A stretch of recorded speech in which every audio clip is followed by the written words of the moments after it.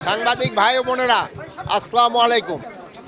আপনারা আজকে এখানে দেখলেন যে আলু উৎসব, আমাদের যে কোল্ড স্টোর অ্যাসোসিয়েশন তারা তাদের উদ্যোগেই এটা হয়েছে। এটা একটা খুবই ভালো উদ্যোগ। এই উদ্যোগটার সাফল্য আমি কামনা করি এবং আমি আশা করব তারা প্রতি বছর এই উদ্যোগটা যেন নেয়। আপনারা জানেন এই বছর কিন্তু আলুর উৎপাদন অনেক বেশি হওয়ায় কৃষকরা কিন্তু এটার দাম পায় নাই। এখন পর্যন্ত অনেক আলু রয়ে গেছে, বাট তারপরে একটা সুখবর হলো যে নতুন আলুটা আসতে একটু দেরি হচ্ছে। এই জন্য হয়তো আমাদের পুরনো আলুটা কোল্ড স্টোর থেকে বের হয়ে এবং পাবলিক পুরাটা কনজিউম করতে পারবে।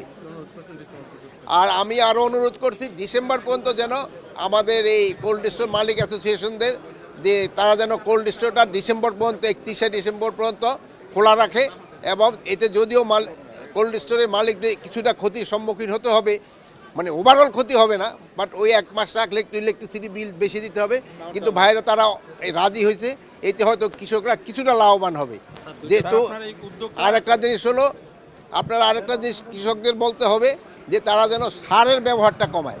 ইউরিয়া সারের ব্যবহারটা হওয়ায় মাটি নষ্ট হয়ে যাচ্ছে, প্লাস কীটনাশক, প্রচুর পরিমাণ কীটনাশক দেয়, যেটার জন্য খাদ্যের জন্য কিন্তু খুবই ক্ষতিকর। স্যার, একটা বিষয় যে